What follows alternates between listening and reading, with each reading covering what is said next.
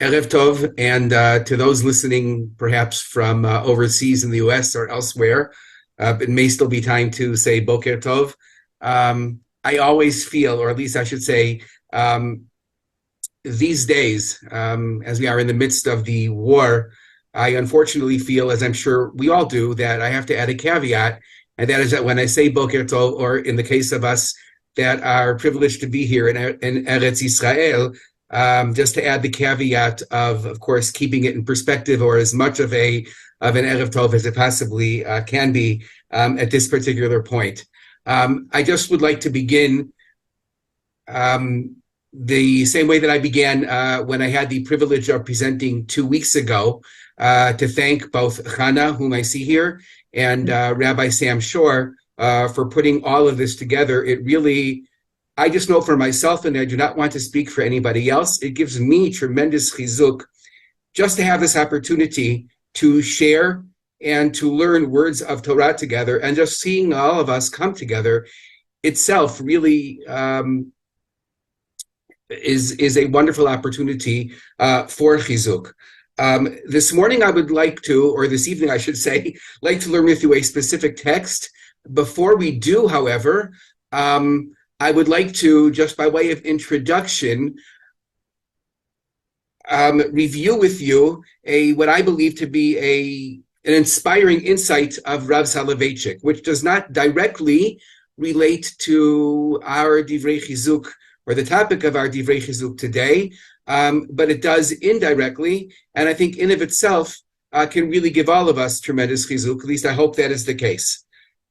In the beginning of Parashat Nitzavim, or in the first half of Parashat Nitzavim, the closing pasuk reads as follows: Hanistarot, it's a famous pasuk, perhaps we're all familiar with it. Hanistarot, those things, for lack of a better word, that are hidden, LaHashem Elokeinu, they are for God. In other words, there are certain events that transpire in the world, and I suppose events is a better word than things. There are certain manifestations or aspects to this world here on earth that are God's domain. We don't understand them. We're never going to understand them. Indeed, Moshe Rabbeinu challenged God on at least one occasion when he said to God, Hareini na kivodecha, please show me your glory. That was another way of his saying, according to some of the Parshanim, God, please allow me to understand the way that you work. God walks in mysterious ways, as the saying goes. Allow me to understand your mystery. And God basically said to him, that's not going to happen. Or at least what God said to him was, V'ra'ita et achorai, not meant to be taken literally, but rather you perhaps will be able to have some glimpse into me and how I operate after the fact. Ufanai, but my front, meaning as events are taking place, lo yera'u, that will not be seen by any man, even by you, Moshe Rabbeinu. So now getting back to the pasuk with which we opened, Hanistarot, they are LaHashem Elokeinu.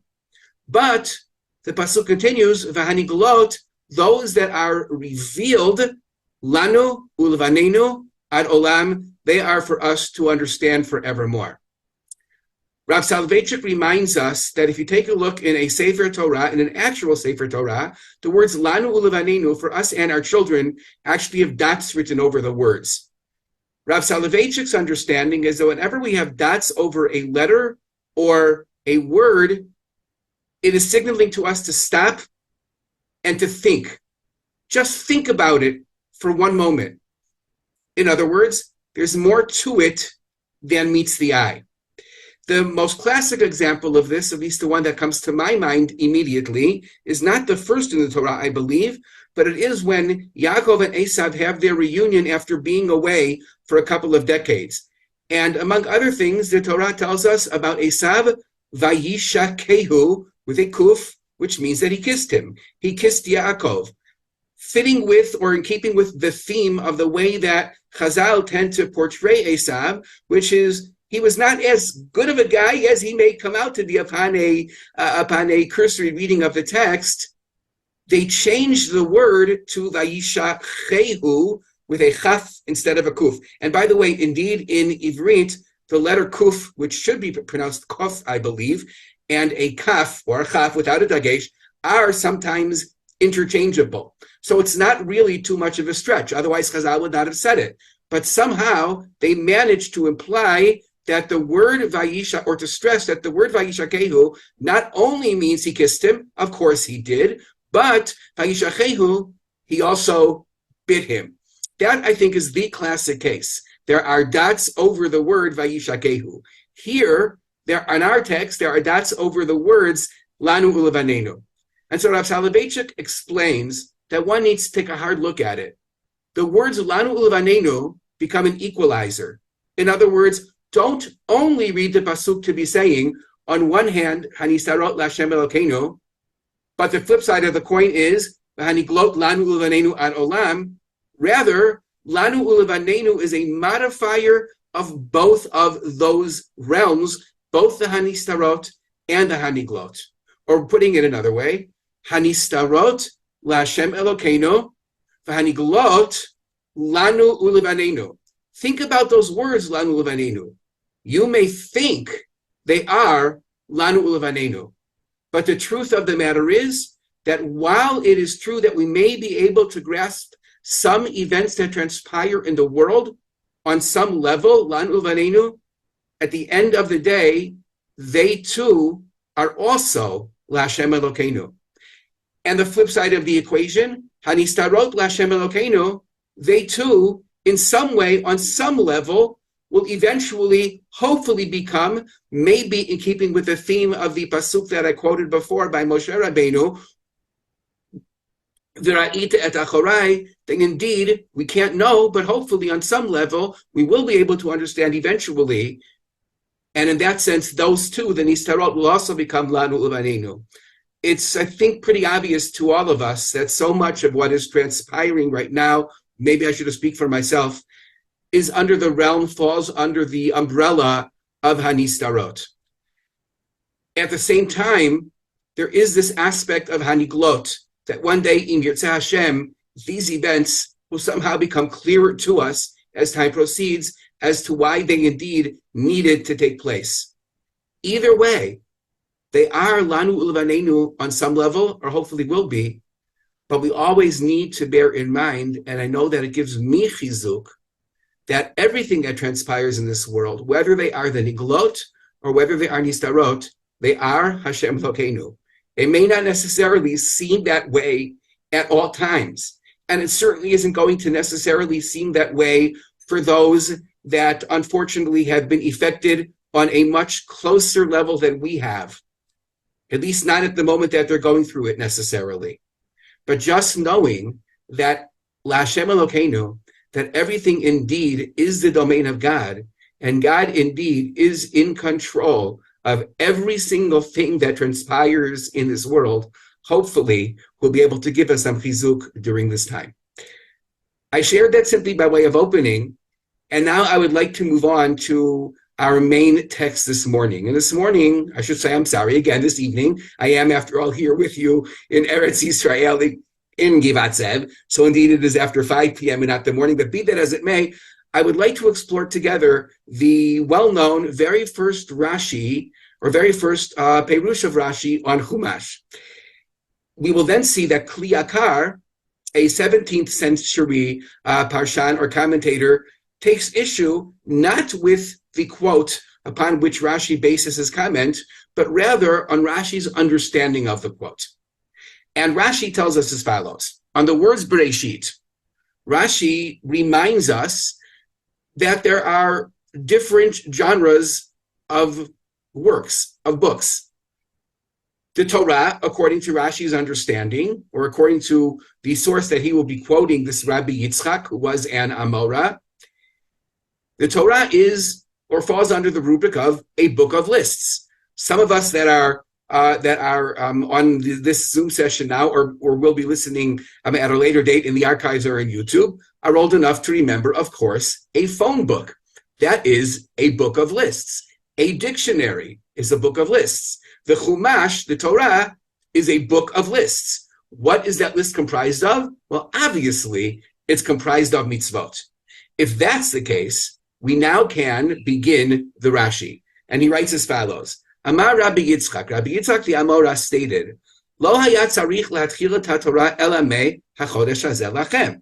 indeed the Torah is to be understood as a book of lists, perhaps with a little bit of history here and there thrown in for good measure, but at the same time, if it is a book of lists, then the Torah could have started with the first mitzvah given to Bnei Yisrael. Shehi mitzvah rishonat shenitztavu ba Yisrael. Or putting it another way, there were certain other mitzvot that were given to individuals, but we were not yet an Am. Of course, the classic one would be, I believe, Brit Milah to Abraham Avinu. There's also Gid HaNasheh, Peru Uravu, twice both to Adam HaRishon, and then to Noach, prior, of course, 10 generations prior to the time of Abraham Avinu himself. But be that as it may, once we were formed by HaKadosh Baruch Hu into an Am, once we were transformed from a band of individuals into one unit of Am Yisrael, HaChodesh Hazeh Lachem in Sefer Bereshit, Perek Yudbet, the mitzvah to sanctify Rosh Chodesh, or to designate that this is the first day of the month of Nisan and every month thereafter, that is the first mitzvah. So if the Torah is simply a book of lists, the Torah should start with that mitzvah. It's a very good point. And so then the Midrash asks the question, what is the reason why the Torah then begins with Bereshit? In other words, what is the purpose of the creation story?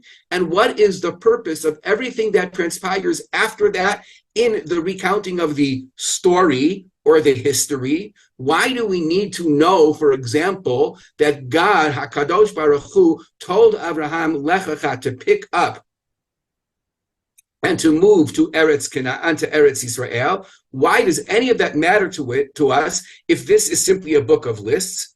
Or putting it another way, of course it matters to us. Why here in this text that we will call the Torah, called the Chumash? And Rashi answers, quoting Rabbi Yitzchak, Mishum koach ma'asav higid la'amo. Because God is stressing to us the koach ma'asav, the strength of his deeds. In other words, these are God's deeds, and God is the one who is running the world. Latet lahem nachalat goyim. This, by the way, is a pasuk in Sefer Tehillim. Koach ma'asav higid la'amo, latet lahem nachalat goyim, to give them, meaning to give to us, to Am Yisrael, nachalat goyim, an inheritance of the other nations.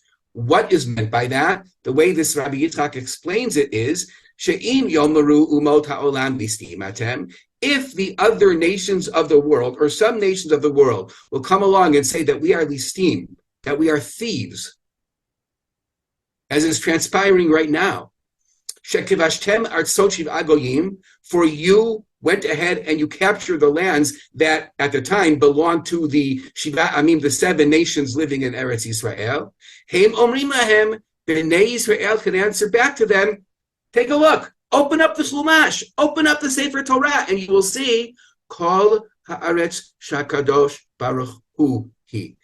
The starting point is not that we took Eretz Yisrael. We did.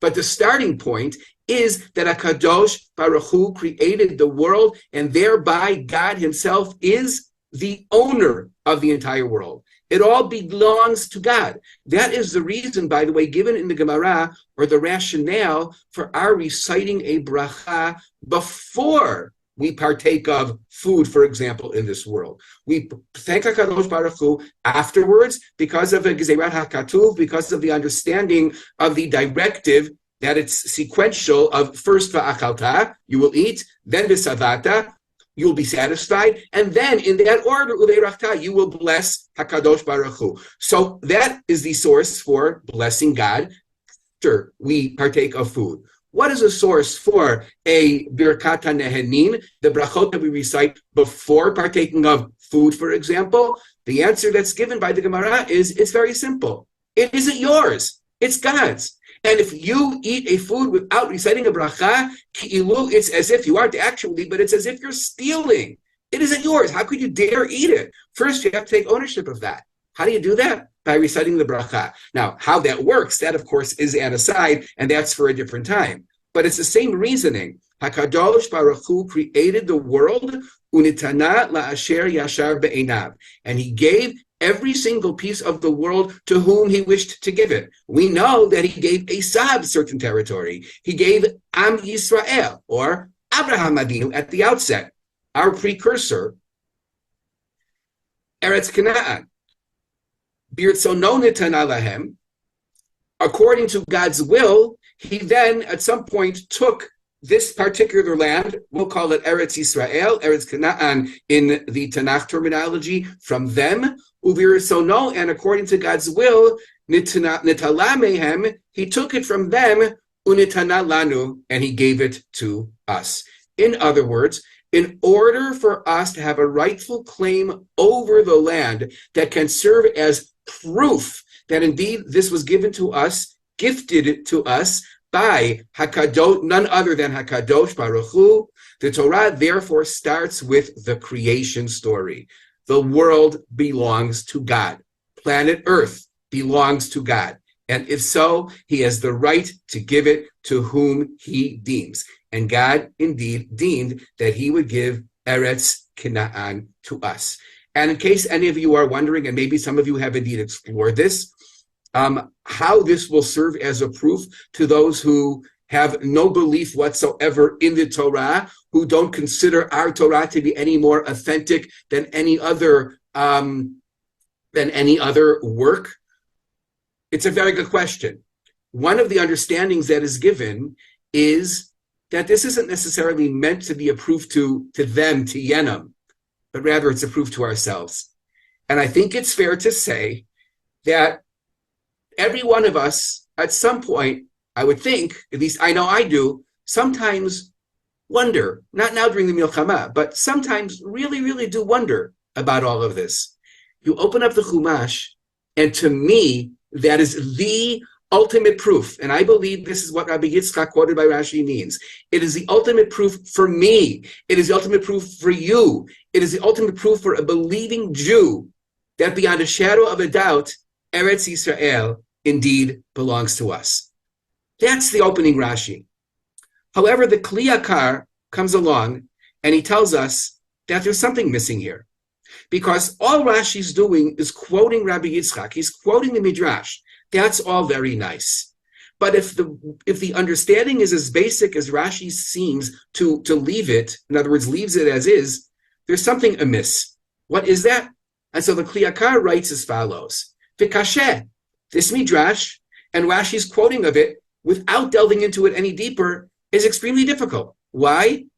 Because he asks the basic question, Kli Yakar, the 17th century Parshan. So what if we're accused of being robbers? What difference does it make? Now, Kli Yakar is not making light of that. Right now, of course, this question is at the fore. It's not a so what at all. The enemy, probably, perhaps at least, the most evil people that have ever existed on the planet, on Earth's history, I dare to say, they believe that we did steal Eretz Yisrael. So obviously, Kli Yakar is not making light of the scenario today, and he's not making light of the fact that we will be accused, as we were accused in his time as well, of being robbers, of being thieves, of stealing Eretz Yisrael. Rather, he's saying as follows, that is the reason for the order of the Torah. This is a very important point that's being made in the Midrash, but that's a reason to actually start the Torah with Maaseh BERESHIT, with the creation story. It's something that's important. It needs to be addressed. We need to somehow find a way to convince ourselves and maybe convince others that Eretz Yisrael indeed belongs to us, and a statement needs to be made. But to start with the creation story for that reason, is it that big of a deal? And his answer is as follows: Teshuvah lazeh, lefi shedavar zeh gorem kefira ba'ikar. If indeed people are able to engage in theft, and we'll see that in a moment, Kli Yakar is going to stress, there are no repercussions, then indeed that leads to kefirah. That leads to denial of God's existence. Why? Ki yomru, people will say, leit din v'leit dayan. There is no din, there is no judgment, or there's no justice in the world. V'leit dayan, there is no judge, with a capital J, of course. v'chol da'alim gevar, and the way that possession of property works. And we know that historically, indeed, this is a piece of it. If you stake a claim called the alim, the one who has the strength, gevar, will have the upper hand. In other words, if I arm wrestle against my 28-year-old son, he is going to win. Maybe you thought I was going to go in the other direction. Why will he win? Because despite the fact that I am 33 years older than he is stronger than I am, and he will take me down in an arm wrestle because he's the stronger one. And the same thing comes to property. When it comes to property, if in fact the Torah did not inform us that there is a din and that there is a dayan, that there is justice and there is a judge with a capital J, then the way that it would seemingly work is called the alim gevar.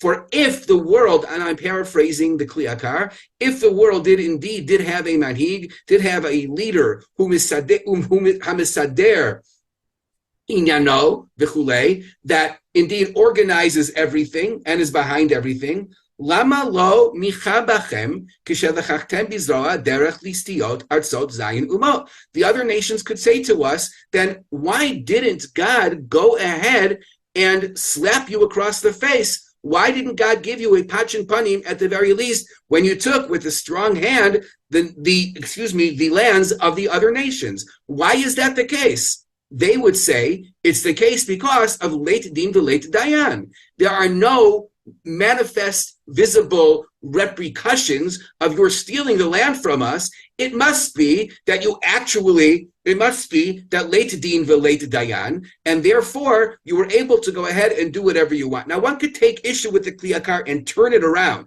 Absolutely. And there are others that have tried to do that, but that is his reasoning. And then the Kli Yakar goes on to explain the connection to the Mabul, to the flood story, that indeed it was only after the flood that God decided to destroy the world. It was only at the point of the flood that God decided to destroy the world. Why? Because the world was engaged in theft. The world was engaged in gezel. Yes, I'm sure we've all seen so many videos and heard shiurim about the fact that the word that's used there for gezel, which incorporates other evil behavior as well, is Hamas. And there are those who have tied in the word Hamas in the Torah to the name of the organization Hamas today. We have to keep in mind that that is perhaps telling and perhaps significant, but at the same time, it's not pshat. It's not what the word Hamas means, and it is not an actual reference to Hamas of today. It can't be, because Hamas is an Arabic word, not a Hebrew one, and it is Rashi Tevot. It is an acronym in the Arabic. I'm not even going to try to pronounce the Arabic, even though it's pronounced for me, but indeed it stands for in English, the Islamic resistance movement. It is an acronym, and it is not related at all at its core to the word Hamas. But be that as it may, what Kli Yakar goes on to explain is that it was because of theft that the world was destroyed. And once people engage in theft, that means that according to them, and that belief will spread like wildfire, that late din v'late dayan, there is no judge, there is no judgment, there's no justice in the world. God does not own the world. Anybody who takes hold of any part of the world, indeed, owns that part of the world. You want to take somebody's spouse, go ahead and take their spouse. That makes that spouse yours. You want to go ahead and rape young children when you march them back to Gaza, go ahead and do so. And if you succeed, that makes that your territory. That is exactly what some, unfortunately, think today. And this, according to the Kli Yakar, is why the flood came at that particular point. And then the Kli Yakar goes on to say as follows: Umasha amar Rabbi Yitzchak lo hayat tzarich lahatchil. Please apologize. I just like to take a very quick drink. But if I may, l'chaim tovim u'shalom. Emir Hashem, we will have shalom soon. Again, I apologize for that interruption. The Kli Yakar now goes off in a different direction, and this is where he takes issue with Rashi. Rashi seems to understand the Midrash, Rabbi Yitzchak, as saying that we don't need the creation story were it not for the fact that, however, Kli Yakar disagrees and says that's not the reading here at all. We absolutely need the creation story as part of the Chumash. And he goes on to say, Ein hapirush shelo yichtol b'Torah klal kol hasipur shemi bereshit ad hachodesh hazeh lachem. The Midrash Rabbi Yitzchak does not mean to imply that this, the creation story, etc., all the way up until Sefer Shmo Perek Yud Bet, does not need to be in the Chumash at all. Because there is great need on so many levels, not just for this reason, in God's creation of the world. Because after all, that lays for us the foundation of mitziut, of the existence of God. Obviously, the Torah, which is ours, which is intended for us to keep the mitzvot, beginning with Hachodesh Hazeh Lachem Shmo Perek Yud Bet, only makes any sense if it's in the proper context of these mitzvot come from God. Who is God? The creator of the world. Oh, now it makes sense. So of course we need that. And not only that, we need the story of the flood, because that indeed is what publicizes for all, is mifarsem, in the words of Kliyakar, hashkachato yisbarach l'sachar va'onesh. That indeed is the prime story of sachar va'onesh in this world, at least on a global scale, of punishment and of reward. Of course, there's an earlier story of punishment and reward to Adam and Chava as well. Aside from the fact that Kliyakar goes on, there are many mitzvot in Sefer Bereshit, as Rabbi Herzog mentioned before. Ella, the Kliyakar explains, I'm not going to ask you for a show of hands, unless you wish to, but I will volunteer in just a moment, as you will see. How many of us have ever started, let's say, a book? And I don't mean a very thin book necessarily, but a thick book, a rather lengthy book, and then decided not to follow through with it and didn't actually complete the work. So you don't have to. I see that Chana is willing to volunteer. Thank you, Chana, that you're in with me on this and you're not embarrassing me. I'm going to imagine that it probably applies to all of us at some point in our lives. Whether it was as a child when we faked writing a book report for the teacher, I indeed engaged in that on more than one occasion. I pretended I read a book when indeed I read the first line and maybe the ending. And then, of course, the teacher discovered that I had no clue what the book was about. Or as an adult, we'll pick up a novel to read. We'll read 2 pages and we'll say, no, this is not for me. And then we'll put it aside. And the Kliyakar goes ahead and he says as follows. And he says as follows. Excuse me. I apologize. Ela sheratza lomar me'achar she'ikar haTorah lemitzvoteh nitana, since the main purpose of the Torah is the mitzvot, since its function is to list for us the mitzvot we're obligated to keep, imken haya lo lehatchil. If we go back to the original words of the Midrash, Rabbi Yitzchak said, lo haya hatzarich lehatchil ela mi bereshit bara Elokim.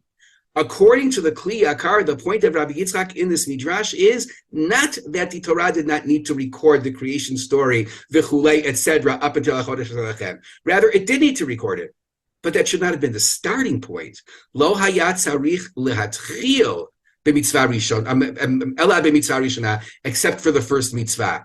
V'sipur zeh mi bereshit ad hachodesh hazeh lachem dai bazeh sheikpe'enu b'sof haTorah. That could have been an addendum. That could have been a postscript added at the end of the Torah. Start with the mitzvot, take us all the way through the death of Moshe Rabbeinu, perhaps, and then add, by the way, P.S., you should know that this guy that we've been talking about all along, he created the world. It would have worked. So why do we need to start the Torah with that? Again, one can take issue with the Kliyakar, but for me, it's the Kliyakar's answer that I think is very important and very telling. And I think I just gave it away a moment ago. Al-Zeh Baki Mitaretz, Rabbi Yitzchak, therefore, explains Kliyakar, is coming along and saying, Ilu hayakotev kain, if God would have instructed Moshe Rabbeinu to write the Torah in that sequence, meaning the Sipur of Maaseh Bereshit through Abraham, Yitzchak, and Yaakov, up through Moshe, the birth, etc., and the growing up of Moshe Rabbeinu until he becomes our leader, until we receive the first mitzvah of HaChodesh Hazeh Lachem, as we are about to leave Mitzrayim, as the Exodus is about to take place. Haya bazeh nitina yad leposhim lifkor al haTorah. That indeed would give sinners the opportunity to indeed be kofrim, to indeed just toss aside the entire Torah. In other words, they'll say, okay, this is a mitzvot given to us by God to keep. So what? There's no discussion of who this God is. And if it's at the end of the Torah, it won't serve any function. Why? Ulai lo yikra haTorah merosh v'ad sof. Because there's always the danger that the person will start reading and he or she will not read it from the beginning until the end. This needed to be stated at the outset, because if a person picks up this book and only reads the first few pages, then at least that piece of it, that God created the world and that God therefore has the authority to do with the world and every single land, as it were, every single country, every single continent, whatever it may be, as he with a capital H wishes, that will have been established, even if one, after reading just a few pages, after reading for 5 minutes, and then loses their attention span, puts it aside and picks up a novel to read instead. And therefore, it had to be presented first. And Piakar ends by saying, Al Kain, therefore, Hutzrach lahakdim sipur chidush ha'olam, wrote in order to show, Shalo al yedei listiyut, lakhu, they, meaning Am Yisrael, we did not take Eretz Canaan through theft, ki'im b'tzedek uvemishpat, but rather through what was just. Indeed, it was given to us. And that he goes on to close with, that is what Rabbi Yitzchak meant with his opening words of his answer of the quote from Sefer Tehillim, Koach ma'asav higid la'amo. The strength of God's deeds, beginning with the creation of the world. There's no greater strength than that. There's no greater deed than that. Latet lahem nachalat goyim. To give to them an inheritance of the other nations. Ma'aseh yadav, the next pasuk in Sefer Tehillim goes on to say, and Fiakar ends with this, emet umishpat. Indeed, this idea of koach ma'asav higid la'amo, latet lahem nachalat goyim, indeed is Ma'aseh yadav emet umishpat. It is the prime example that all of God's actions indeed are emet, they are all truth, they are all mishpat, they are all just. To me personally, I find this to be words of Chizuk, as a reminder that indeed HaKadosh Baruch Hu decided to give Eretz Yisrael as a gift to Am Yisrael, and just as HaKadosh Baruch Hu has given it to a gift, we know that in several other places in Torah, and as the hour is late, we're not going to get into any other source material now, but that as long as we continue to display that we are deserving of continued ownership of Eretz Yisrael, which was gifted to us by Kadosh Baruch Hu, then indeed Eretz Yisrael will be ours for all eternity. There is no way, as I mentioned at the outset of our Divrei Chizuk today, and I hope that indeed these words are somehow Chizuk for all of us. Not that I am in any position to give any of us Chizuk, but we began with the pasuk, if you recall, of Hanistarot Lashem Elokeinu Haniglot Lanu Ulvanenu Adolam. It is on some level all Nistarot. We have no idea what God is waiting for. We don't really have any idea what God wants of us at this very moment. What we can do is to do our best to channel what HaKadosh Baruch Hu would like of us. Is that what God wants of us? There's no way to know for sure. But I can tell you this, it certainly seems like we're on the right track when all of us, of course, are volunteering in ways that are simply beyond belief, whether it's cooking for Chayalim, whether it's so many people from the more, shall we say, Haredi world that suddenly are showing up at army bases and cooking barbecue dinners for Chayalim, whether it's going to pick fruit in the fields that if we do not do so now, then the owners will suffer tremendous loss because the time for picking olives, for example, is now this week. And if not, then all of that will go down the drain. Whatever it may be, all of those that until 2 weeks ago were against Chayalim and against serving in the army, and now hundreds, according to some reports, thousands, and even if the number is exaggerated, I don't think it makes one bit of difference, are suddenly entertaining the idea and even already going through with it and enlisting in the Israeli army that they did not support even 2 weeks ago. All of this, and I can go on, and you know more examples perhaps than I do. It's simply, it boggles the mind. And maybe indeed this is what HaKadosh Baruch Hu is waiting for. Maybe what HaKadosh Baruch Hu is waiting for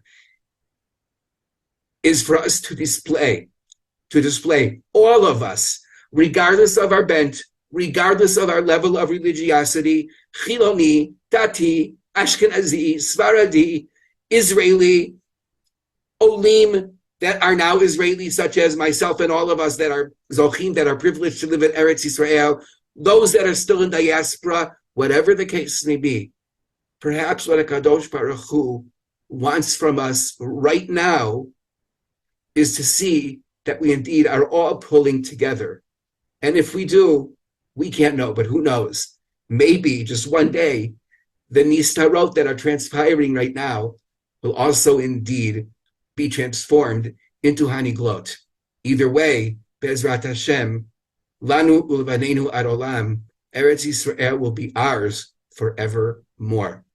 I would just like to wish all of us with an Erev Tov, or depending on where you may be located right now, a Boker Tov, or maybe Taorayim Tovim, as the case may be. But of course, again, with the caveat that we should all just do our best to function as well as we can, to give each other Chizuk, and to give others Chizuk as well. In Yirtzeh Hashem, we will be Zochim to have Eretz Yisrael as ours forevermore.